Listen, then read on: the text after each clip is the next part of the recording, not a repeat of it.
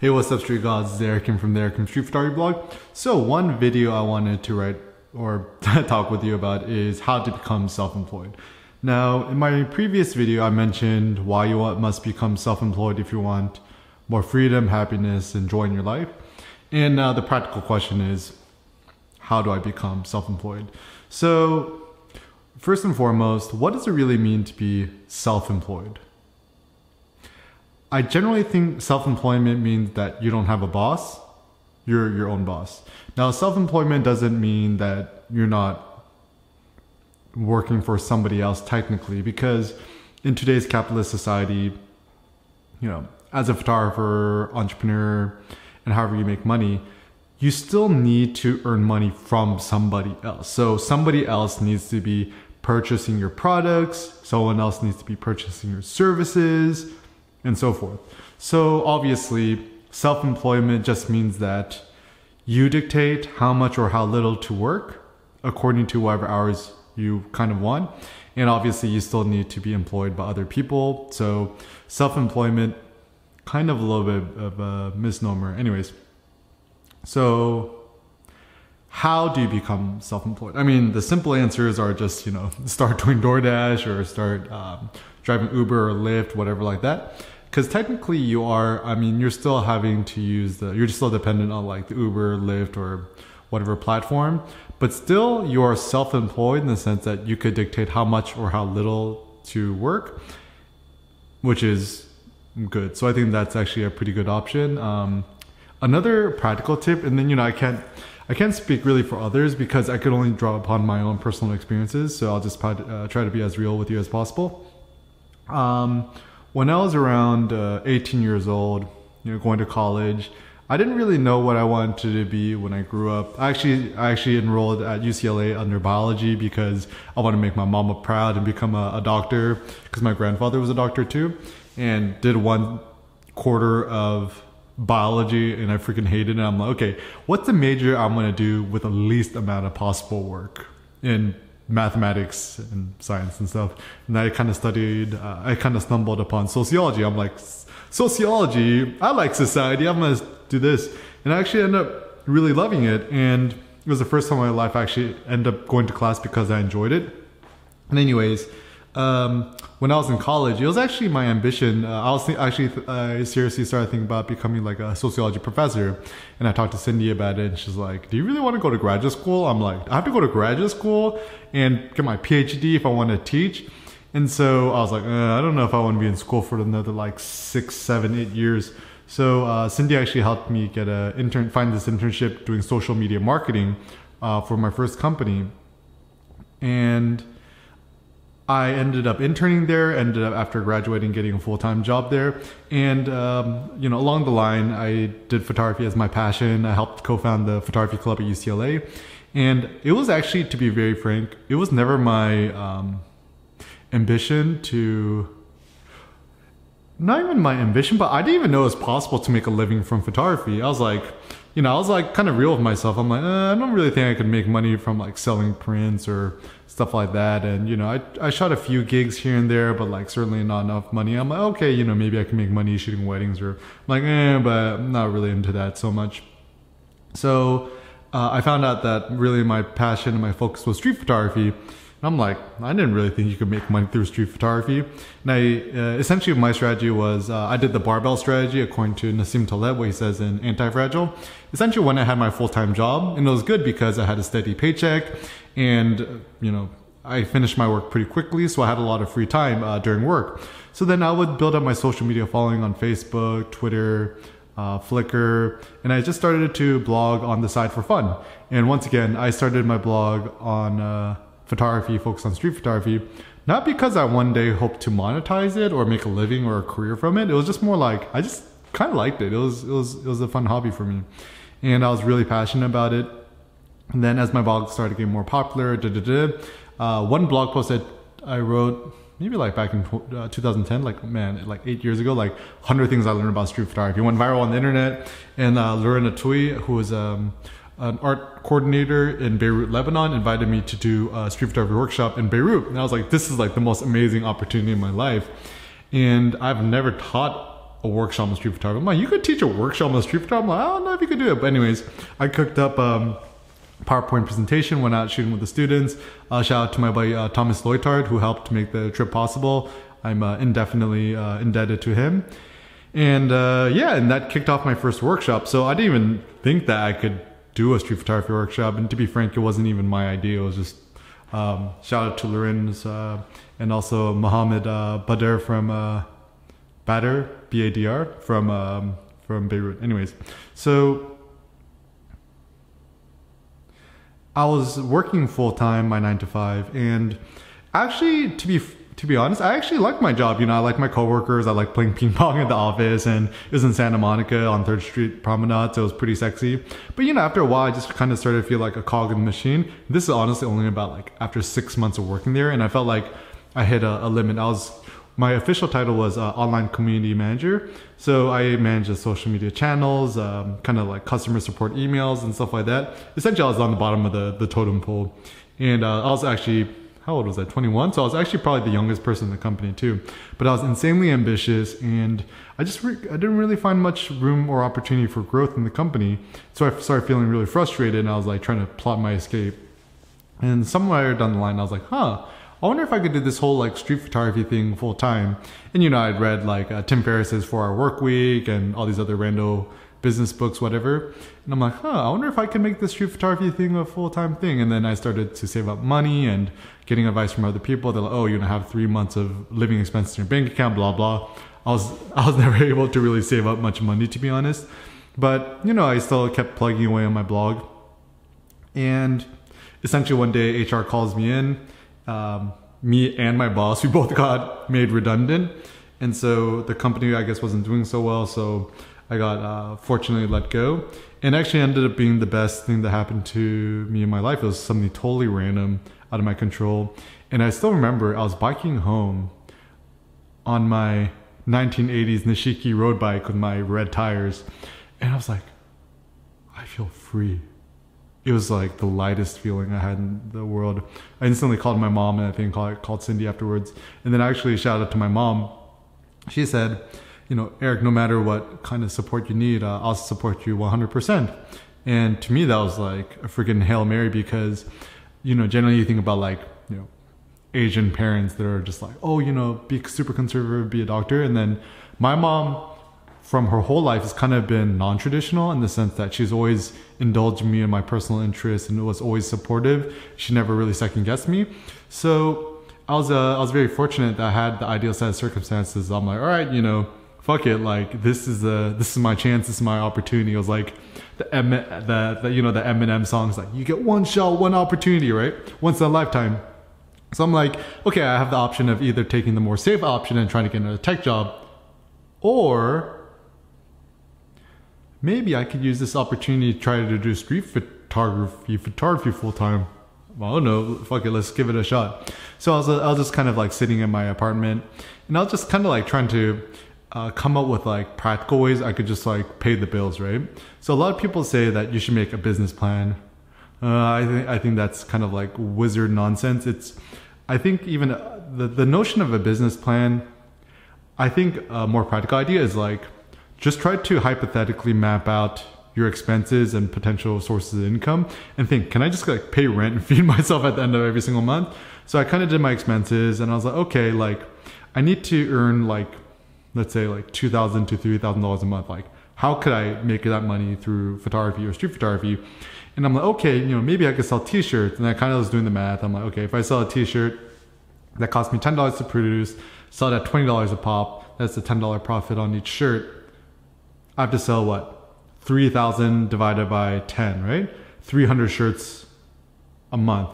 And I was like, okay, what's that day?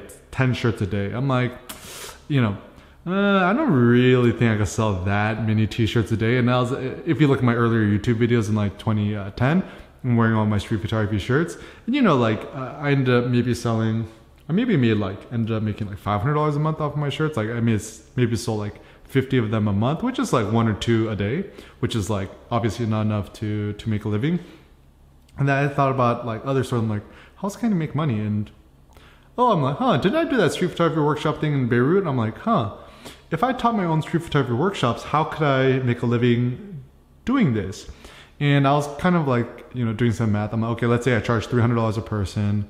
If I get 10 people to sign up, sounds doable. You get 10 people in a month, one workshop, $3,000. I'm like, oh, boom, that's like a pretty good idea. Like I could actually make make an income, a livable income doing this. And then came another practical thing. I'm like, where do I do a workshop? How can I, how expensive is it going to be? And this is another really good pro tip. Whatever entrepreneurial, whatever self-employment thing you're going to do, rather than thinking about how to increase your income, like the money coming in, figure out how to make the expenses as low as humanly possible, preferably zero. So the way I was able to do that is I knew a guy named Daniel Schaefer, and his dad had a studio space in Hollywood. And so, I actually ended up collaborating with him, and so I essentially got the spot for free. So there was no cost in terms of the studio space. And even moving forward down the line, whenever possible, shout out to my manager Neil, always trying to figure out deals with workshop spaces, like whether they be coffee shops or some art galleries, and trying to figure out how to get a space for free or a very reduced rate, or sometimes like even letting people from the gallery attend the workshop for free. So it's kind of a win-win situation. And that's actually been probably one of the most important things in my entrepreneurial life, is that, the best way to make a living from what you're passionate about, or, your thing, is to just reduce your expenses as possible. Even like now, when we're flying or Airbnb, preferably I always stay with friends and stay on a couch. So whenever let's say you end up traveling as a photographer and doing your thing, preferably to crash with a friend, stay on their couch.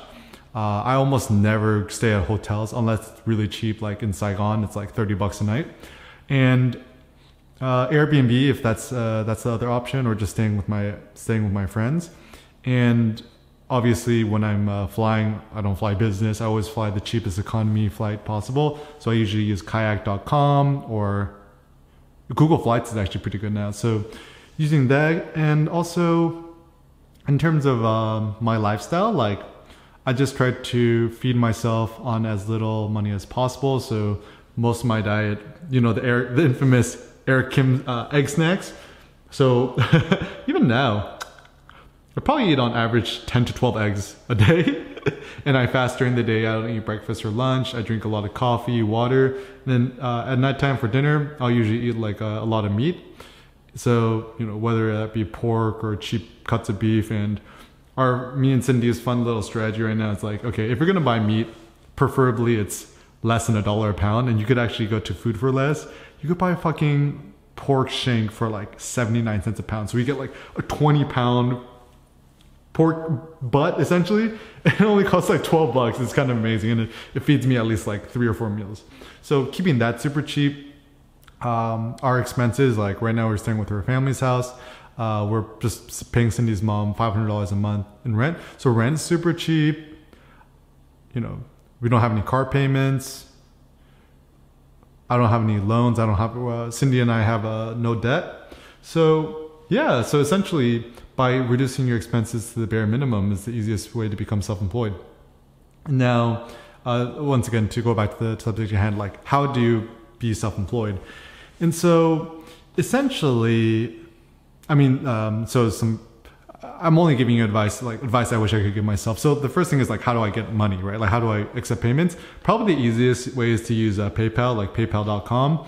And you could just create an account, and then through PayPal, you could create a buy it now button, and you could use like the HTML to insert into your own website, or you could just embed like an email link.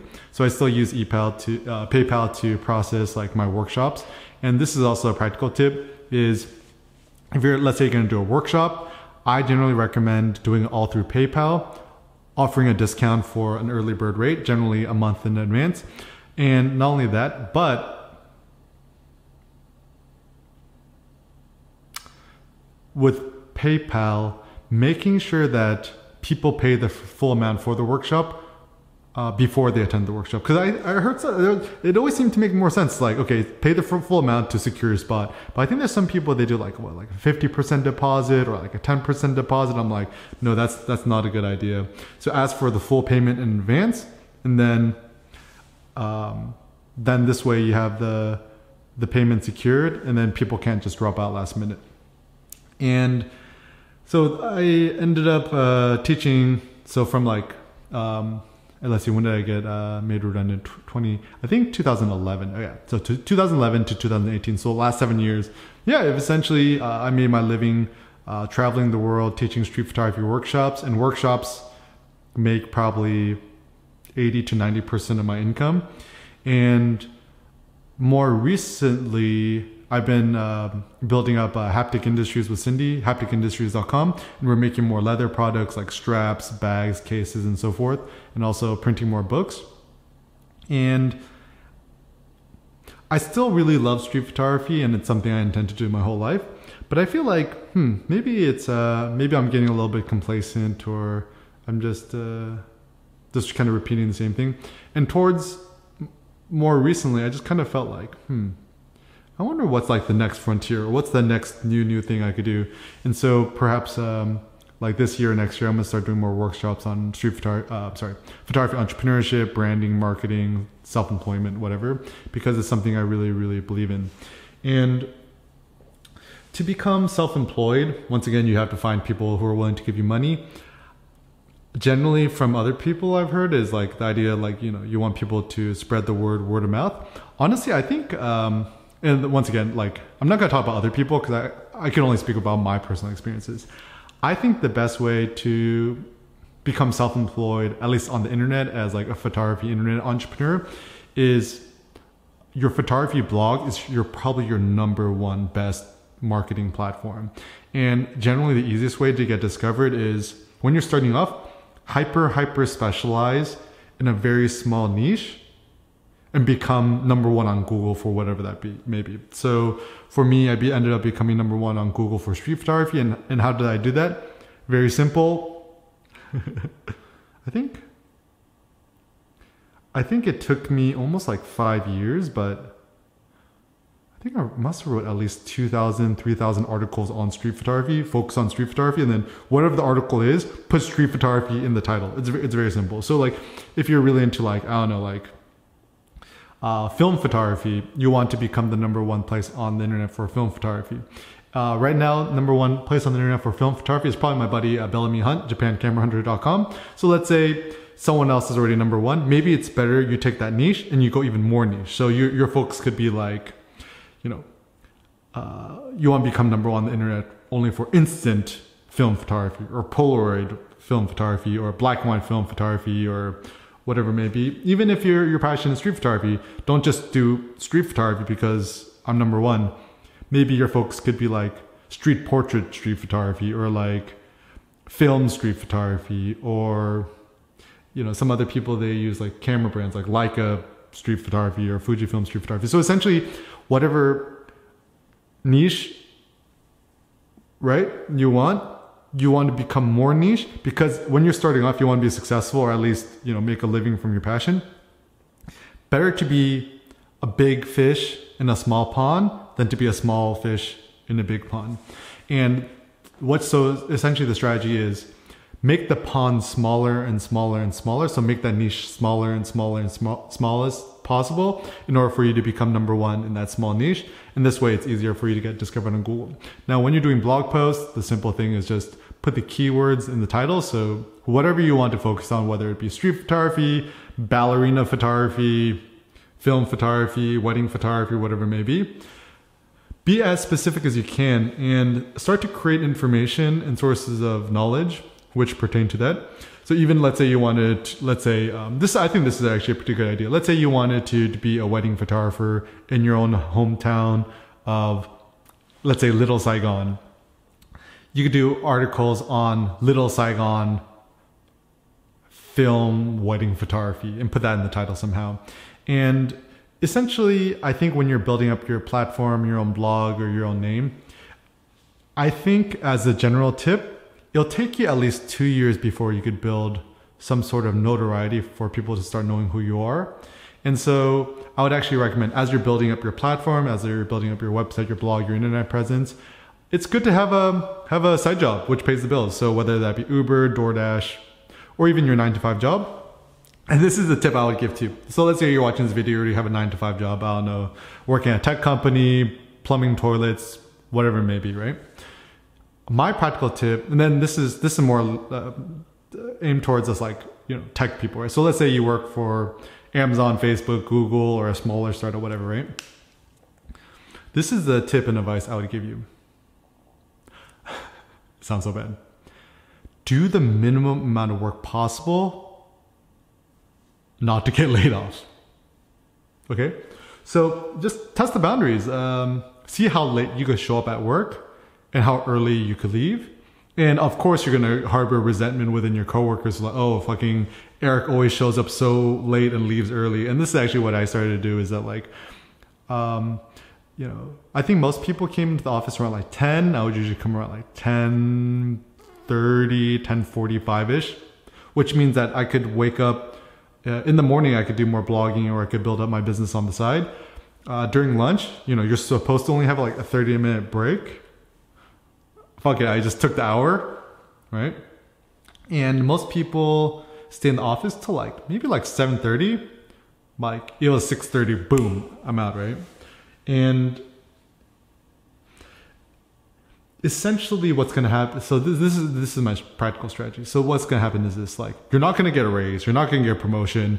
Most of the people in the office will probably secretly resent you or hate you, but it's not enough to get fired, which is the goal, right? So you go into the office to just kind of pay your bills and make your living, whatever, to not get fired. And on the side, whether it be during your lunch breaks or even like when your boss is not looking, you know, you're just doing work on your computer, building up contacts via email or building up your blog or blogging, whatever it may be. Then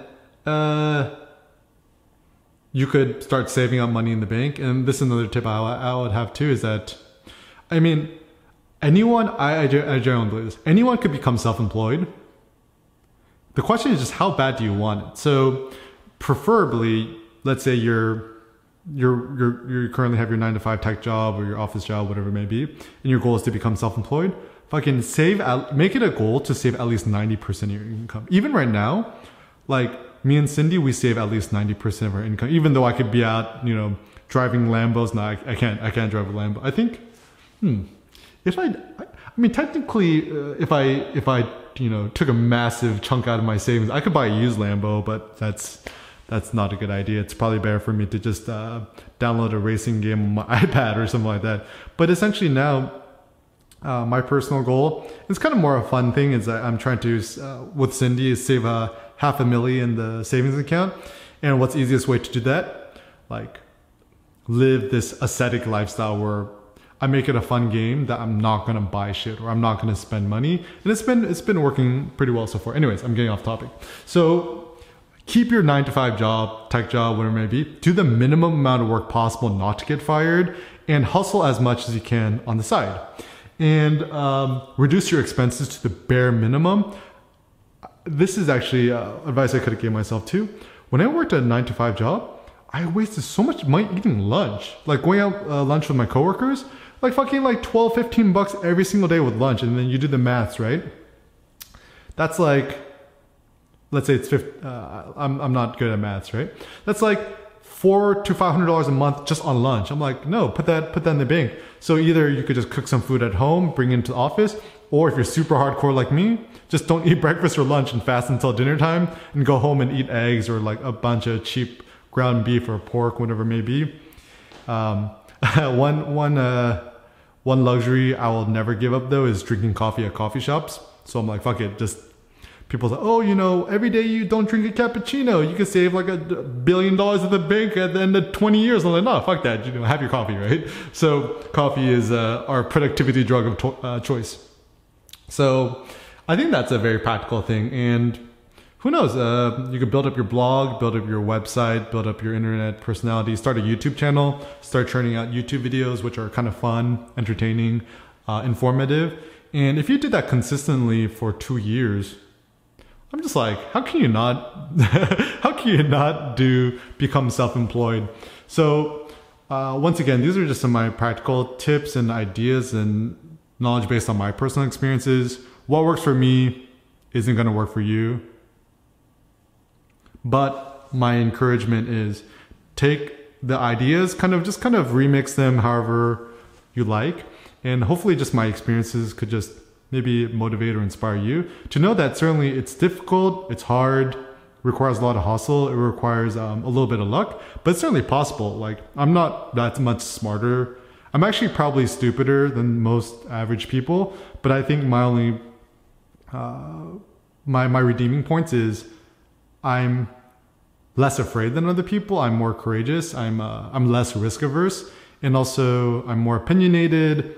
And I think I just work harder than other people. So like my best friend Rick Ross says, every day I'm hustling, right? So, you know, put out those blog posts, make those connections, start making YouTube videos.